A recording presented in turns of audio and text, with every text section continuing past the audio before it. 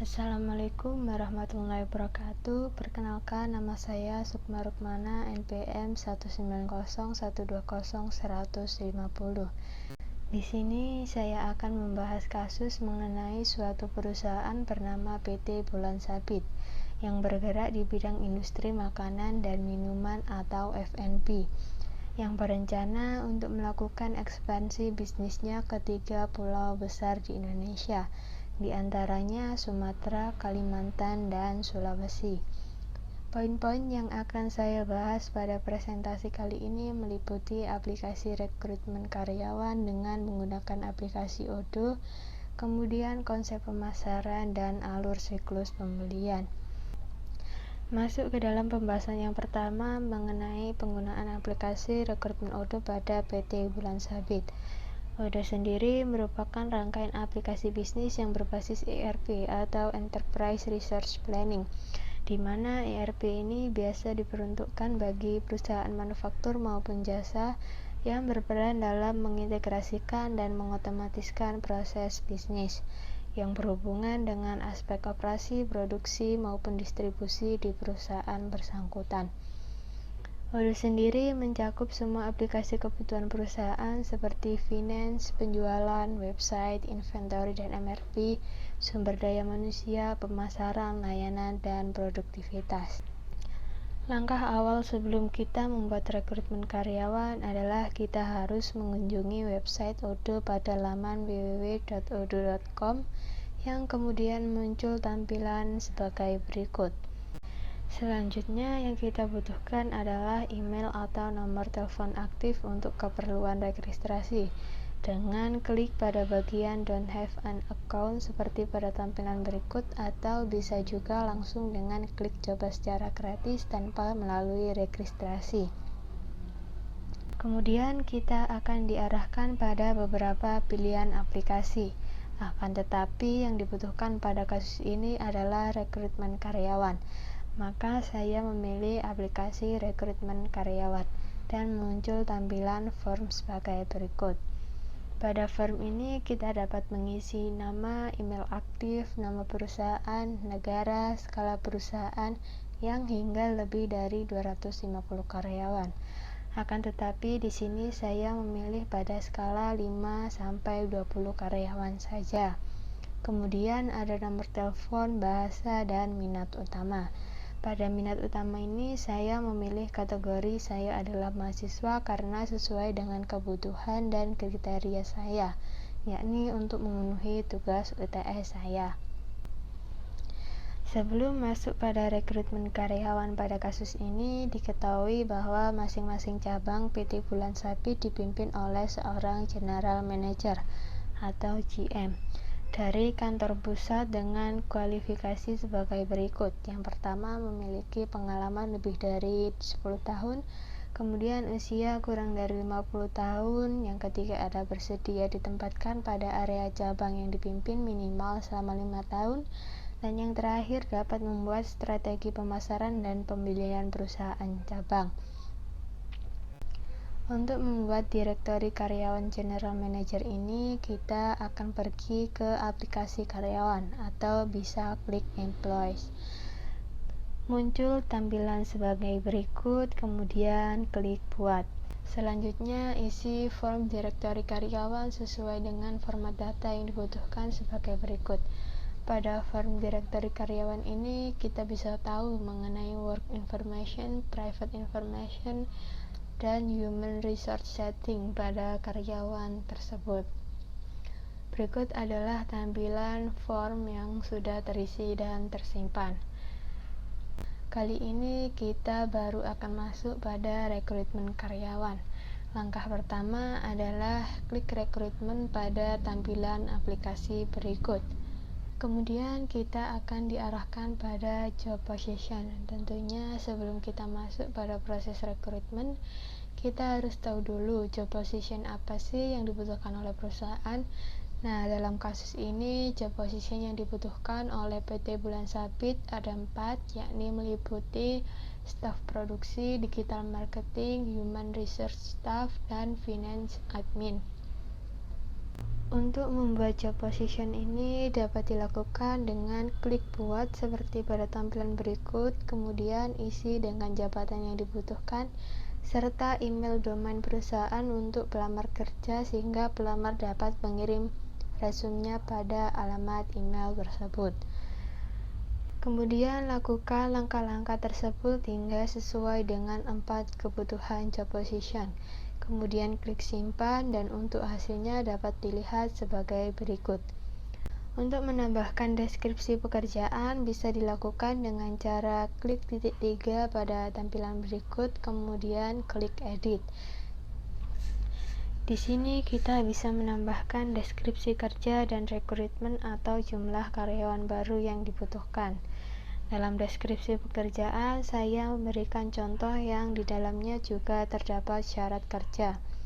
Kemudian setelah disimpan, hasilnya akan dapat kita lihat sebagai berikut. Setelah melalui proses job position, kita akan masuk pada job application atau lamaran pekerjaan, di mana job application ini terdiri dari 2 kategori. Yang pertama ada by job position atau sesuai dengan job position yang dibutuhkan, dan all application atau di luar job position. Bagian rekrutmen bisa juga menambahkan kategori lain daripada job position. Kali ini saya akan menggunakan kategori yang by job position saja. Application by job position sendiri dapat dilakukan dengan melalui 2 cara, yakni cara manual atau invite by email dari sang pelamar pekerjaan dan mengisi form lamaran tersebut secara manual, atau bisa juga dengan cara berbagi melalui link tautan. Pertama-tama saya akan menjelaskan yang cara manual terlebih dahulu dengan klik new application. Kemudian muncul tampilan sebagai berikut, kemudian klik buat. Di sini sudah disediakan form lamaran pekerjaan yang berisi format data yang dibutuhkan oleh perusahaan seperti data diri pelamar meliputi nama, nomor telepon, derajat, dan lain sebagainya. Kemudian pekerjaan yang meliputi posisi pekerjaan yang ingin dilamar dan lain sebagainya. Kemudian tag yang meliputi sumber, yang mana bersumber dari mana pelamar kerja mendapat info job position tersebut. Dan yang terakhir, kontrak kerja yang meliputi gaji yang diharapkan dan yang diusulkan oleh pelamar kerja.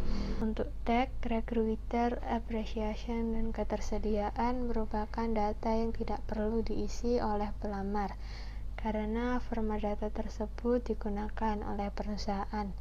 Dalam ketersediaan, kita bisa mengatur batas waktu untuk rekrutmen by job position yang dilakukan. Selain itu, kita juga bisa menambahkan lampiran seperti CV atau sertifikat. Setelah selesai diisi dan disimpan, maka tampilan lamaran kerja by job position adalah sebagai berikut. Dan tampilan awal posisi pekerjaan akan berubah seperti berikut ketika ada yang melakukan application job. Selanjutnya cara kedua yakni melalui berbagi link tautan. Di sini kita bisa pergi ke menu awal dan klik pengaturan. Kemudian dalam tampilan pengaturan, klik pada rekrutmen dan muncul 2 pilihan, di mana ada job positioning dan send interview survey. Klik pada bagian job positioning yang artinya kita akan menyetujui untuk mempublikasi job position yang tersedia di situs web perusahaan.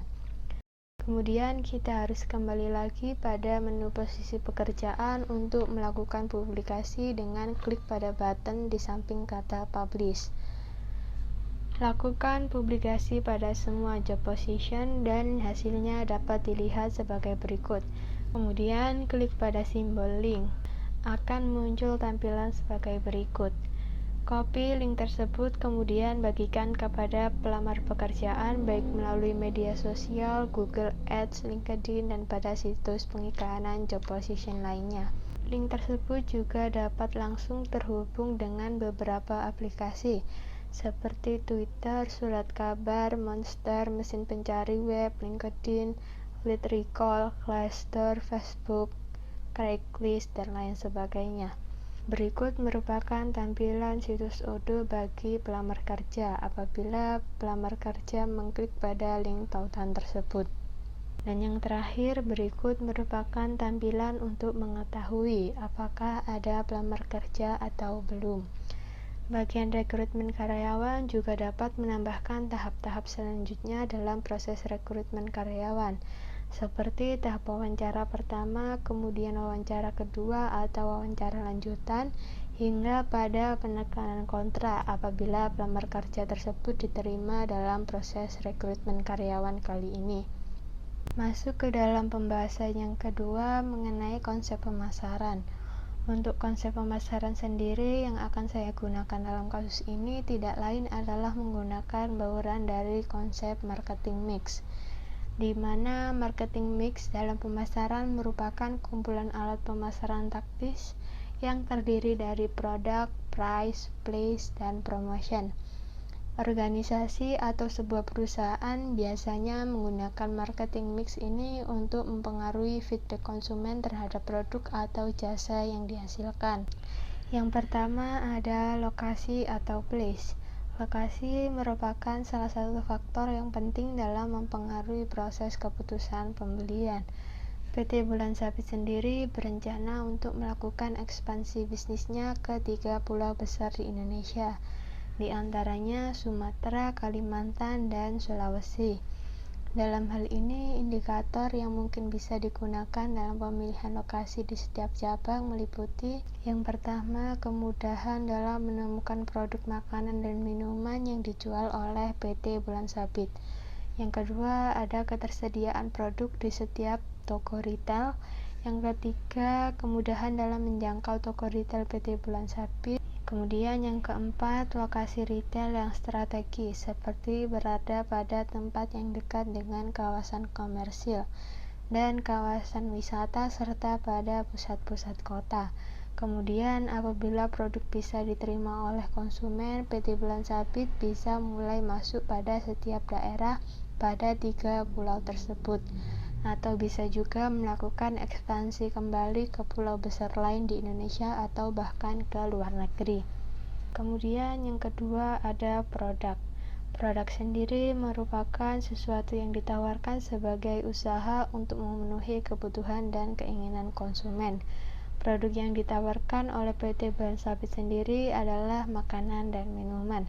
Dalam hal ini, indikator yang mungkin bisa digunakan adalah sebagai berikut. Yang pertama, memiliki cita rasa dan kualitas yang terjamin serta tentunya berbeda dari yang ada di pasaran. Kemudian yang kedua, memiliki kemasan yang ramah lingkungan dengan desain yang unik. Selain itu, produk yang dihasilkan oleh F&B dapat juga dijual dalam bentuk paket yang menarik untuk menarik pembeli, seperti paket combo dan lain sebagainya. PT Bulan Sabit juga dapat memberikan berbagai bentuk variasi menu sehingga konsumen tidak merasa bosan dengan varian produk yang ditawarkan. Yang ketiga ada promosi. Promosi merupakan semua metode komunikasi pemasaran yang dapat digunakan untuk memberikan informasi kepada pihak yang berbeda-beda tentang suatu produk agar produk tersebut lebih dikenal oleh masyarakat luas. Dalam konsep ini, saya menggunakan beberapa bentuk promosi yang mungkin dapat digunakan oleh PT Bulan Sabit dalam mempromosikan produknya. Meliputi yang pertama bentuk periklanan atau advertising, yang dapat dilakukan dengan melalui media-media informasi yang biasanya digunakan oleh masyarakat seperti televisi, radio, surat kabar, majalah, billboard, spanduk, brosur, dan lain-lain. Namun yang utama adalah pada sosial media yang sering digunakan oleh masyarakat, seperti Instagram, Facebook, WhatsApp, TikTok, dan melalui website perusahaan. Periklanan dapat digunakan untuk membangun citra jangka panjang bagi suatu produk, dan di sisi lain juga mempercepat penjualan. Periklanan dapat secara efisien menjangkau berbagai pembeli yang tersebar secara geografis. Kemudian yang kedua, bentuk promosi penjualan atau sales promotion, yang meliputi promosi konsumen seperti sampel tester, kupon pembelian, potongan harga, dan lain sebagainya. Selain itu, karena sekarang sedang marak dengan delivery order dengan menggunakan aplikasi delivery seperti GoFood, GrabFood, dan ShopeeFood, mungkin dapat juga diperlakukan pengantaran gratis atau free ongkir. Selanjutnya yang ketiga, bentuk publisitas atau publicity dan hubungan masyarakat, di mana publisitas merupakan salah satu bagian tugas dari hubungan masyarakat. Hubungan masyarakat merupakan kegiatan pemasaran dalam usaha yang terencana untuk membentuk dan mempengaruhi pandangan dan sikap masyarakat, seperti mensponsori berbagai kegiatan seperti pameran, event, konvensi perdagangan, dan kegiatan sosial lainnya. Kemudian bentuk keempat ada penjualan secara pribadi atau personal selling. Bentuk promosi personal selling merupakan satu-satunya bentuk promosi yang dianggap berhasil karena dapat menggugah hati pembeli dengan segera, dan pada tempat dan waktu itu juga diharapkan konsumen dapat mengambil keputusan untuk membeli. Kemudian yang terakhir ada harga atau price. Harga sendiri merupakan suatu nilai yang dipersepsikan sebanding dengan sebuah produk. Dalam hal ini, indikator yang digunakan meliputi yang pertama, memberi potongan harga yang sesuai dengan harapan konsumen. Kemudian, harga yang ditawarkan sangat beraneka ragam sehingga dapat dijangkau oleh konsumen. Yang ketiga, kemudahan dalam proses pembayaran, baik cash atau menggunakan kredit. Dan masuk pada pembahasan yang ketiga atau yang terakhir mengenai alur siklus pembelian. Alur siklus pembelian merupakan suatu rangkaian kegiatan untuk mendapatkan barang atau jasa dengan cara memberikan balas jasa berupa sejumlah uang yang bernilai sama dengan barang atau jasa yang diperolehnya, di mana barang atau jasa yang dibeli merupakan kebutuhan konsumen, pedagang, dan produsen. Bagi produsen yang membeli, biasanya digunakan untuk membantu mereka memenuhi kebutuhan perusahaan, misalnya bahan baku yang dapat digunakan untuk menunjang proses produksi. Untuk PT Bulan Sabit sendiri, alur siklus pembelian bertindak sebagai produsen yang digunakan meliputi yang pertama, permintaan barang. Alur pertama dalam proses pembelian dimulai dari bagian produksi yang mengajukan permintaan barang, di mana permintaan ini dapat ditentukan dengan bagian produksi menentukan barang apa saja yang dibutuhkan dalam proses produksi. Sebagai contoh, PT Bulan Sabit bergerak di bidang industri makanan dan minuman atau F&B dengan salah satu produknya adalah kue, di mana kue tersebut membutuhkan bahan baku seperti tepung terigu, gula, telur, dan baking soda. Bagian produksi memberitahukan kepada bagian purchase bahwa ternyata ketersediaan dari bahan baku telur telah menipis, dan bagian produksi membutuhkan bahan baku tersebut untuk produksi kue di minggu depan. Setelah mengajukan permintaan barang, bagian pengadaan barang akan melakukan survei pasar untuk memilih produsen atau agen atau grosir telur terbaik yang dapat dijadikan supplier bagi perusahaan. Supplier ini berperan penting dari mulai proses produksi hingga pendistribusian barang dari perusahaan. Dengan memilih supplier yang tepat, perusahaan dapat meningkatkan efisiensi baik dari segi dana maupun kinerja dari perusahaan. Kemudian, alur siklus pembelian yang kedua ada menerbitkan purchase order atau PO berdasarkan penawaran. Tahap selanjutnya adalah mengirimkan surat permintaan penawaran barang kepada perusahaan supplier yang dianggap perusahaan memiliki nilai yang baik dan terpilih. Kemudian perusahaan terpilih ini akan mengirimkan surat penawaran yang lebih detail dibandingkan dengan katalog dan daftar harga. Hal ini diperlukan untuk membandingkan harga yang kompetitif antar beberapa vendor dan juga vendor yang terpercaya untuk bekerja sama dengan perusahaan kita. Pilihlah supplier yang paling memberikan keuntungan terbaik dengan mempertimbangkan harga, kualitas, dan pelayanan purna jual. Kemudian alur siklus pembelian yang ketiga ada penerimaan barang. Setelah semuanya selesai, bagian purchase hanya perlu menunggu barang yang telah dipesan diterima. Setelah PO diproses oleh supplier, terjadilah penerimaan barang sesuai dengan pesanan yang diajukan di dalam PO. Tahap penerimaan barang ini berupa penerbitan surat tanda terima barang kepada pemesan oleh supplier dan pengakuan bahwa barang masuk ke dalam pembukuan pemesanan. Kemudian alur siklus pembelian yang keempat ada menerima tagihan. Setelah bagian purchase menerima seluruh barang sesuai dengan yang tercatat di purchase order atau PO, maka vendor akan mengirimkan tagihan sesuai konfirmasi yang ada di penerimaan barang. Bagian purchase perlu merekapnya ke dalam sistem sebagai dokumen dasar pembayaran dan kewajiban membayarkan sesuai tanggal jatuh tempo. Kemudian alur siklus pembelian yang kelima ada membayar transaksi sesuai prosedur pengeluaran kas. Setelah memastikan seluruh barang yang diterima sesuai dengan kriteria dari pesanan, maka perusahaan bisa membayar barang tersebut. Perusahaan membayar transaksi tersebut sesuai prosedur pengeluaran kas yang berlaku dalam perusahaan.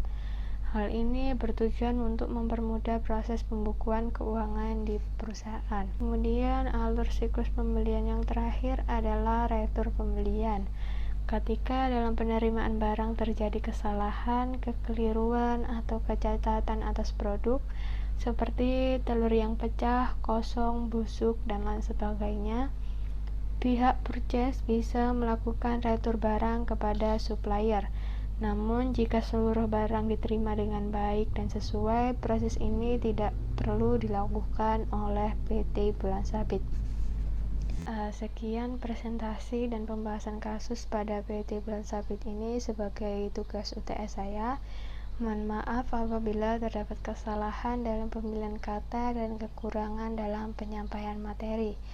Saya tidak menutup saran dan kritik dari Bu Daisy dan teman-teman yang lainnya mengenai materi yang saya sampaikan. Terima kasih. Wassalamualaikum warahmatullahi wabarakatuh.